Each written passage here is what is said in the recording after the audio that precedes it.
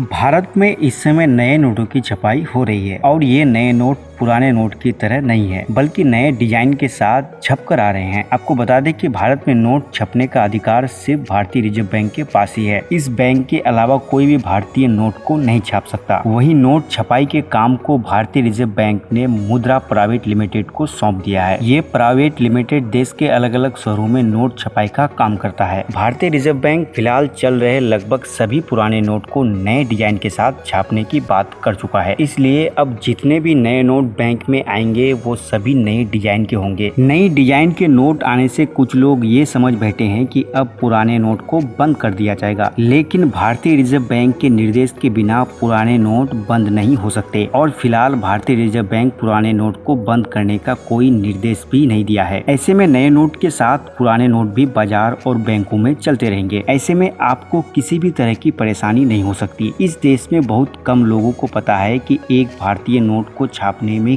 कितना खर्च होता है। इसलिए आज बाजार में चल रहे लगभग सभी नोटों के छापने की कीमत के बारे में आपको बताने जा रहे हैं। तो चलिए जानते हैं। 2000 रुपए के एक नोट को छापने में 3 रुपया 54 पैसा खर्च आता है। वहीं 500 रुपए की एक नोट छापने में 3 रुपया 9 पैसा खर्च आता है और 200 रुपया का एक नोट छापने में 2 रुपया 93 पैसा खर्च आता है। 100 रुपए का एक नोट छपाई करने में करीब 1 रुपया 79 पैसा खर्च आता है। 50 रुपए का एक नोट छापने में 1 रुपया 81 पैसा खर्च आता है। 20 रुपए का एक नोट छापने में 1 रुपया 5 पैसा खर्च आता है। 10 रुपए का एक नोट छापने में 96 पैसा का खर्च आता है। 5 रुपए का एक नोट छापने में 48 पैसा खर्च आता है। तो दोस्तों अब आप समझ गए होंगे कि 2000 से लेकर 5 रुपए तक के नोट को छापने में कितना खर्च आता है। इसके साथ ही ये भी पता चल गया होगा कि नोट छापने की जिम्मेदारी भारतीय रिजर्व बैंक की होती है, जिसने नोट छापने का काम मुद्रा यानी कि प्राइवेट लिमिटेड BRBNMPL को सौंप रखा है।